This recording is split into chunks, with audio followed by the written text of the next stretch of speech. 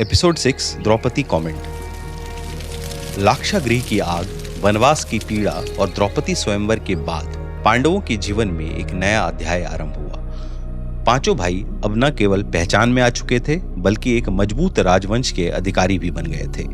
द्रुपद ने द्रौपदी को पांचों पांडवों के साथ विवाह के बाद अपने ससुराल का गौरव माना और जल्दी ही हस्तिनापुर तक यह समाचार पहुंच गया। जैसे ही यह खबर हस्तिनापुर पहुंची कि पांडव जीवित हैं, तो दुर्योधन, शकुनी और कर्ण के चेहरे का रंग उड़ गया।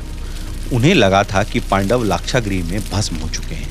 अब उनके लौटने का अर्थ था सत्ता में हिस्सेदारी की पुनः मांग। लेकिन जनता पांडवों से प्रेम करती थी। इस प्रेम ने दुर्योधन की राजनीति को कमजोर कर दिया। धृतराष्ट्र ने विदुर और भीष्म के कहने पर युद्ध टालने के लिए राज्य का बंटवारा किया। पांडवों को मिला खांडव प्रस्थ, एक वीरान बंजर भूमि जहां कोई भी रहना नहीं चाहता था। दुर्योधन ने सोचा कि यह अपमानजनक समझौता पांडवों को कमजोर बना देगा, परंतु नियति को कुछ और ही मंजूर था। पांडव उस वीरान प्रदेश में पहुंचे जहां भूमि बंजर थी, न जल था और न ही जीवन। लेकिन श्री कृष्ण उनके साथ थे। उन्होंने कहा, यह भूमि केवल सूखी प्रतीत होती है, पर यहां तुम अपने परिश्रम और धर्म से एक नया स्वर्ग बना सकते हो। भीम और अर्जुन ने नगर निर्माण में अग्रणी भूमिका निभाई। वास्तुकार मय दानव ने अपने कौशल से उस स्थान को स्वर्ग जैसा सुंदर बना दिया। उसके चारों ओर बाग बगीचे, जलाशय और राजमहल खड़े हुए। जब वह नगर पूर्ण हुआ तो उसका नाम रखा गया इंद्रप्रस्थ, जिसका मतलब था देवेंद्र के समान प्रतिष्ठा वाला नगर। इंद्रप्रस्थ के निर्माण से सभी देवता बहुत प्रसन्न हुए। वहां धर्मराज युधिष्ठिर का शासन शुरू हुआ, न्यायप्रिय, दयालु और धर्मनिष्ठ राजा के रूप में। जनता सुखी हुई, प्रजा समृद्ध होने लगी। पांडवों के राज्य की ख्याति उत्तर से दक्षिण तक फैल गई। समय बीतता गया। एक दिन श्री कृष्ण ने युधिष्ठिर से कहा, राजन, तुमने धर्म से शासन किया है। अब समय आ गया है कि तुम अपने राज्य की सीमाओं का भी विस्तार करो। राजसूय यज्ञ करने से तुम्हारा राज्य सभी राजाओं पर अधिकार स्थापित करेगा और तुम सम्राट कहलाओगे। युधिष्ठिर ने अपने भाइयों को दिग्विजय के लिए भेजा। अर्जुन ने उत्तर दिशा में जाकर अनेक राजाओं को पराजित किया। भीम ने पूर्व दिशा जीती। नकुल ने पश्चिम में विजय पाई और सहदेव ने दक्षिण में। जब सब लौटे तो इंद्रप्रस्थ की सीमाएं चारों दिशाओं में फैल चुकी थी। राजसूय यज्ञ की तैयारी इतनी भव्य थी कि देवता भी देखने को उत्सुक हुए। पूरे आर्यावर्त से राजा, ऋषि, ब्राह्मण और योद्धा आए। यज्ञ की वेदी सोने और रत्नों से जड़ी हुई थी। सब ओर वैदिक मंत्रों की गूंज थी। लेकिन सबसे बड़ा प्रश्न उठा अग्र पूजा का, यानी सबसे पहले किसका सम्मान किया जाए। सभा में सब मौन थे। तब भीष्म पितामह ने कहा, यदि इस पृथ्वी पर कोई एक व्यक्ति है जो योग्यता, धर्म, पराक्रम और विनम्रता में सर्वश्रेष्ठ है, तो वह है श्री कृष्ण वासुदेव। सभा में जयकार गूंज उठी। युधिष्ठिर ने स्वयं आगे बढ़कर कृष्ण के चरण धोए, उन्हें रत्नमालाएं पहनाई, किंतु यह सम्मान सबको स्वीकार नहीं हुआ। चित्रकूट का राजा शिशुपाल भी वहां उपस्थित था।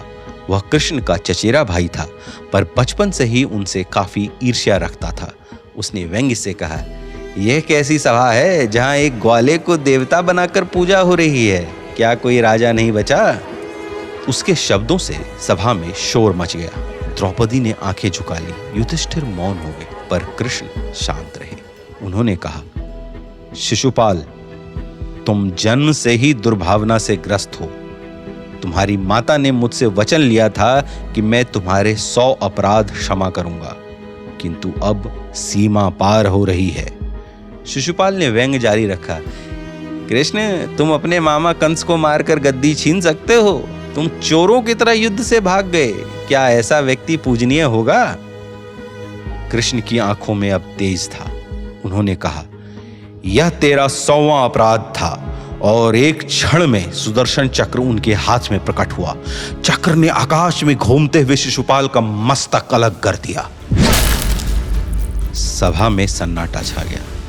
शिशुपाल की आत्मा ज्योति बनकर आकाश में विलीन हो गई, क्योंकि वह पूर्व जन्म में हिरण्यकश्यपु और रावण के समान भगवान का विरोधी रूप था और अब मोक्ष प्राप्त कर चुका था। कृष्ण ने सुदर्शन चक्र को शांत किया और युधिष्ठिर से कहा, राजन, यह यज्ञ धर्म के लिए था और जो धर्म के विरोध में खड़ा होता है उसका यही परिणाम होता है। युधिष्ठिर ने हाथ जोड़कर कहा, मधुसूदन, आपने हमारे यज्ञ की रक्षा की है। सभा पुनः वैदिक मंत्रों से गूंज उठी। यज्ञ पूरा हुआ। युधिष्ठिर अब चक्रवर्ती सम्राट कहलाए, परंतु इस वैभव का दृश्य दुर्योधन के लिए असहनीय था। जब राजसूय यज्ञ समाप्त हुआ तो सभी अतिथियों को महल में आमंत्रित किया गया। मय दानव द्वारा निर्मित माया सभा एक अद्भुत कला का नमूना थी। इसमें जल और कांच के ऐसे भ्रम थे कि कोई वास्तविक और कोई काल्पनिक समझ नहीं आता था। दुर्योधन ने जब वहां कदम रखा तो उसने कांच की फर्श को पानी समझकर वस्त्र ऊपर उठा लिए और जहां पानी था वहां उसे ठोस भूमि समझकर गिर पड़ा। द्रौपदी छिपकर यह सब देख रही थी। वह मुस्कुराई और ताना कसा, अंधे का पुत्र भी अंधा ही निकला। यह एक वाक्य दुर्योधन के हृदय में वाण बनकर धंस गया। वह अपमान जो उसने वहां सहा वही आगे चलकर महाभारत युद्ध का बीज बन गया। राजसूय यज्ञ के बाद पांडवों का राज्य स्वर्ण युग में प्रवेश कर चुका था। प्रजा सुखी, सेना शक्तिशाली और इंद्रप्रस्थ स्वर्ग का रूप बन चुका था, किंतु यह समृद्धि ही ईर्ष्या का भी कारण बन गई थी। कृष्ण द्वारका लौट गए और दुर्योधन, शकुनी और कर्ण ने मन ही मन निश्चय कर लिया, अब समय है पांडवों के अहंकार को तोड़ने का। वे हस्तिनापुर लौटे और वहीं से शुरू हुई एक कुटिल योजना, पासे का खेल, द्रौपदी का अपमान और अंततः कुरुक्षेत्र का